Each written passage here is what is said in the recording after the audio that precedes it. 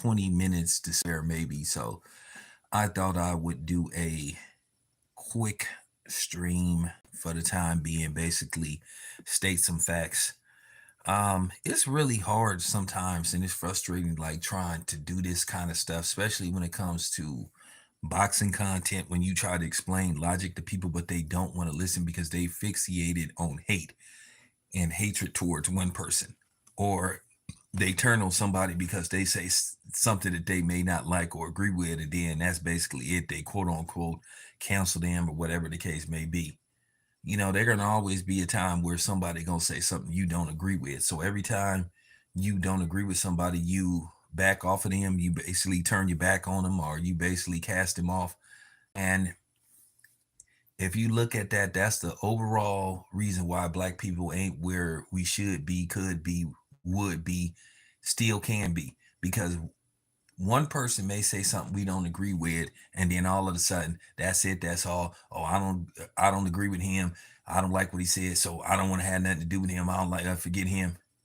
You do know white people and other races don't always see eye to eye, but they still, when they come to making things better off for their group and setting a future for them, for their ethnic group, wherever they come from, they willing to put their differences aside, but not us.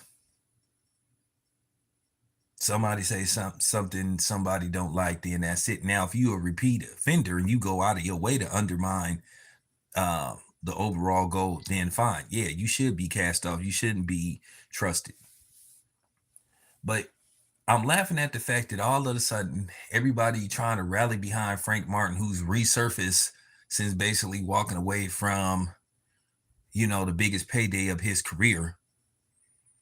And when you try to talk about how Frank Martin walked away from a big payday, you keep trying to compare Shakur Stevenson and Devin Haney. And I keep trying to explain to y'all it's apples and oranges. Once again, Devin Haney is fighting at arenas. He's an undisputed champion. Okay, Shakur Stevenson would be going up in weight to fight Shakur Stevenson would be going up in weight to fight Devin Haney if they was to meet. And Devin Haney had elected after the Lomachenko fight to move up in weight, which he should, because, there were rumors that Devin Haney really struggled to make 135 pounds. So if your body can no longer make the weight, then you should move up, because you could hurt yourself in the long haul trying to make what weight for a specific weight class if your body can no longer allow you to make the weight and struggle. People don't understand how much it takes out of you trying to make weight for a fight. It's the difference between your walk around weight and your fight weight.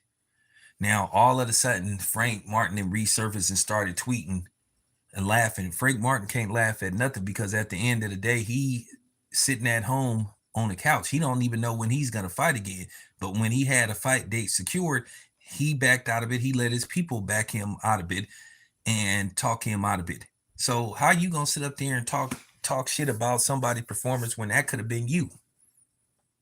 How much is you getting sitting up at home tweeting? You can't laugh at nobody. So you're not making no kind of sense. Now, of course, people going to sit up there and side with Frank Martin because, as I said, you have a lot of PBC apologists. Now, it's funny, Shakur Stevenson did say, hey, some stuff was wrong with him, and he, and that wasn't him that you saw in the ring. Well, maybe not. Now, the funny thing is, if you're not buying Shakur Stevenson's excuses on why he had a bad performance, why are you making every excuse in the book for Errol Spence?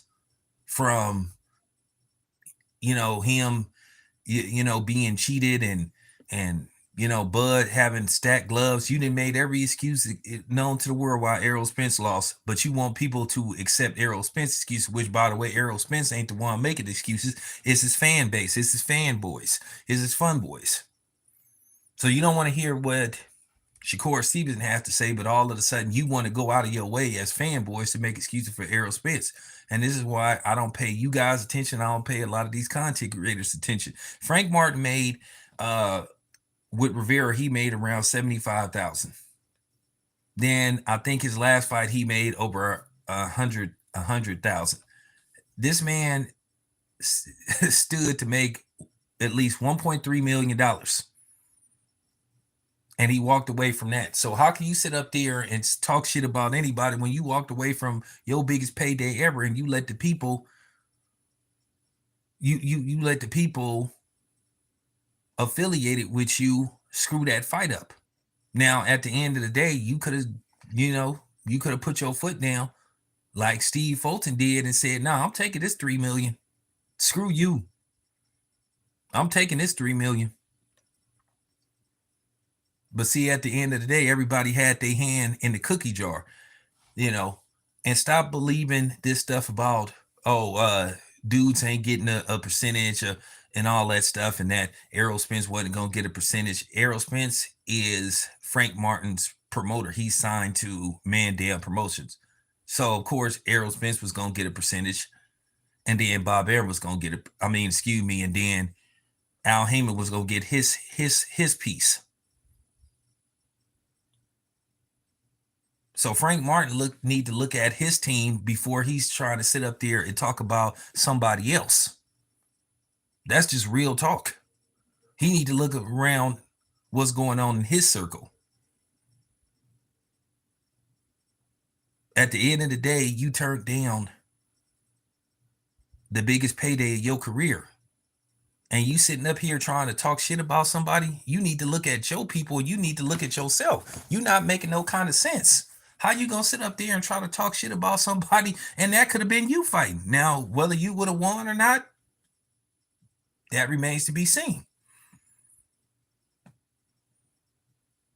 Whatever the case may be, what happened with Shakur Stevenson, everybody just said it. It was a bad performance, without a shadow of a doubt. And Shakur's gonna have to understand, ain't nobody trying to tear him down.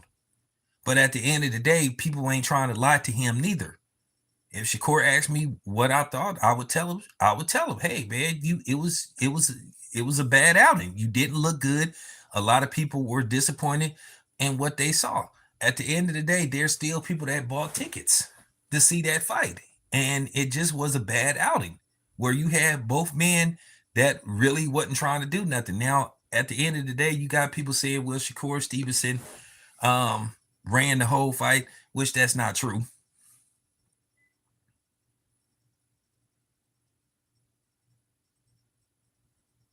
Because Dolo Santos was trying to show Shakur too much respect. He was trying to pick his spots, and he was scared that he was going to get countered or caught with something. You have to blame both men. It takes two people to make a fight. It's not Shakur Stevenson versus the air. It was Shakur Stevenson versus Edwin De Los Santos. So it takes two people to make a fight.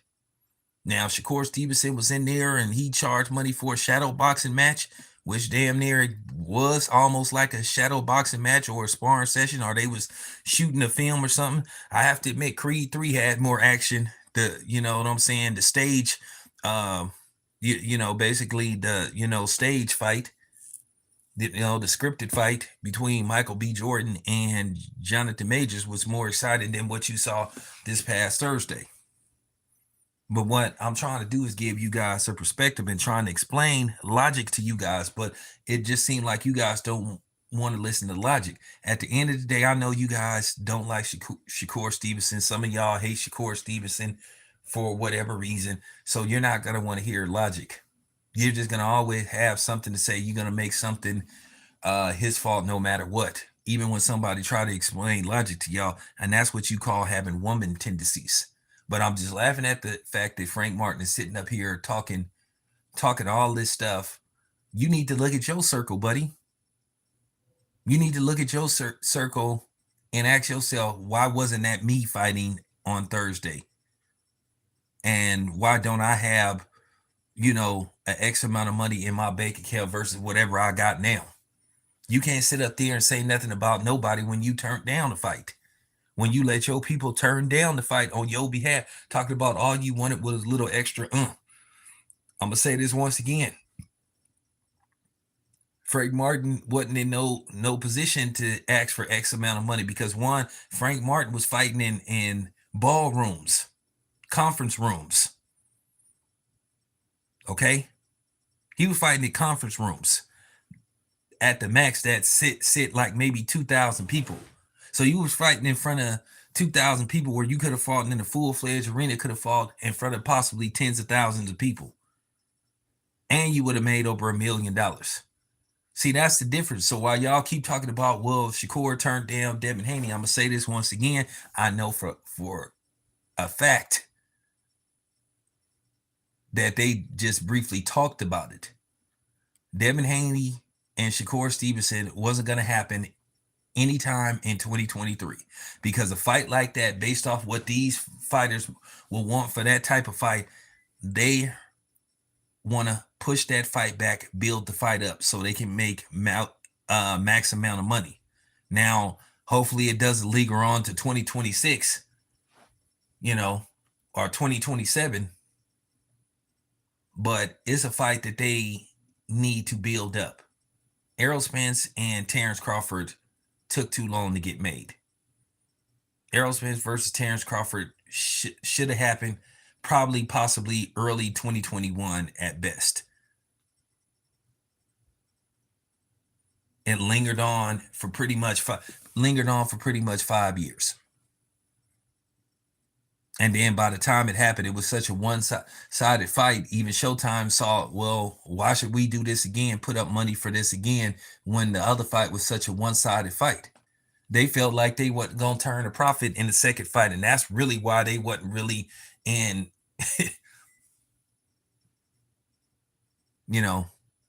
that's why they was hesitant to even negotiate a second fight. There was no hesitation because they felt that they wouldn't make the same amount of money or whatever money they made off the first fight, because the first fight was so one-sided. And, these Errol Spence apologists, they can't accept the fact that Terrence Crawford dominated Errol Spence. So instead of them just giving Terrence Crawford his props, they want to make up all these elaborate stories about this happened with Errol Spence, that happened with Errol Spence. So I'm trying to explain logic to y'all, but y'all don't want to listen. Stop comparing Devin Haney and Shakur Stevenson to Frank Martin and Shakur Stevenson. Frank Martin wasn't in no position to try to negotiate anything, because he's never fought for a championship before. Shakur Stevenson then won multiple titles in multiple weight classes. He was he was indefinitely the A side, without a shadow of a doubt. But somehow y'all want to try to say, oh, Frank Martin should have got this and should have got that. Once again, whenever you invest in a fight and pay for a fight, whoever's paying for a fight, you want to turn a profit. You want to make back your investment. Okay?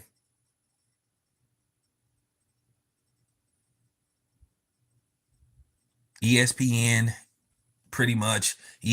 Top Rank was pretty much footing the bill for that fight. All Frank Martin had to do was basically just show up. But no, he let his people, talk him out of that fight and turn down that fight. He should have told them, I'm taking this fight. So once again, you can't sit up here and tweet and try to talk shit, and you fighting in ballrooms and conference rooms and stuff in front of 2,000 people. That's factual.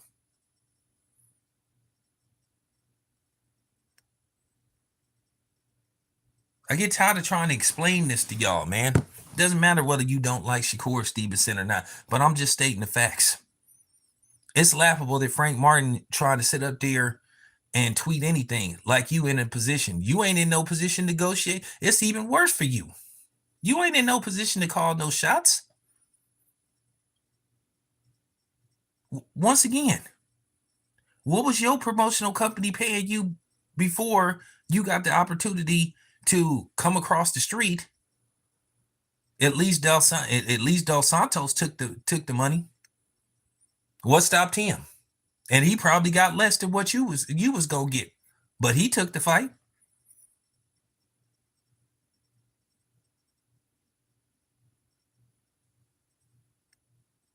So there you have it. Stop the cap, man.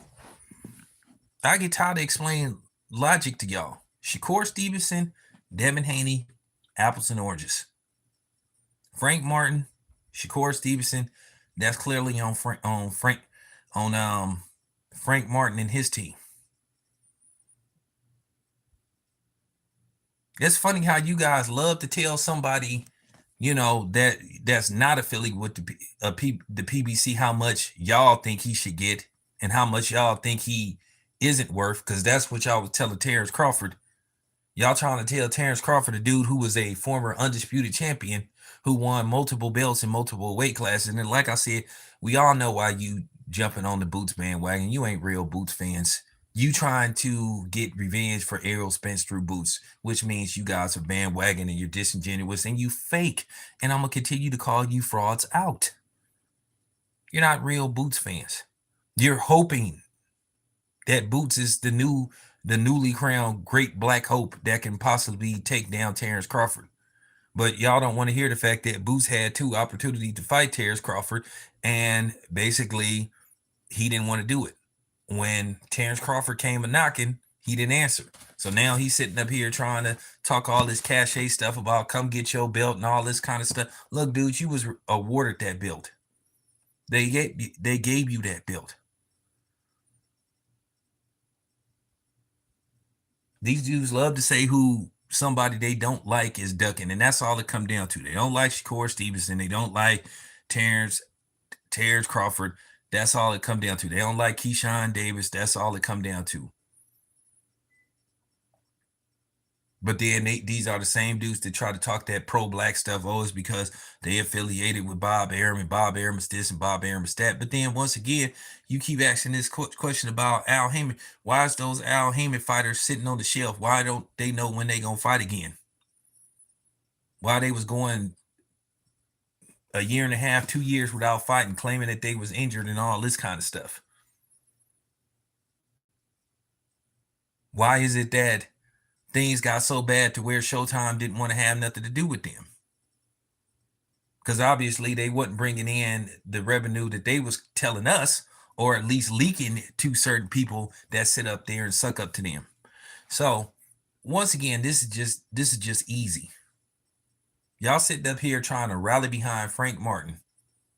Like I said, a dude who turned down a career high payday in the name of what? And I understand how you guys have this notion for black fighters. Don't ever say that a black fighter ain't worth this type of money, ain't worth that type of money. Well, here's the thing, that would work in most scenarios, except when it comes to Terrence Crawford. You love to say how much these PBC fighters are worth, but then you love to say how much anybody that's not affiliated with PBC is not worth. You love to say how much Bud wasn't worth when it came to Errol Spence.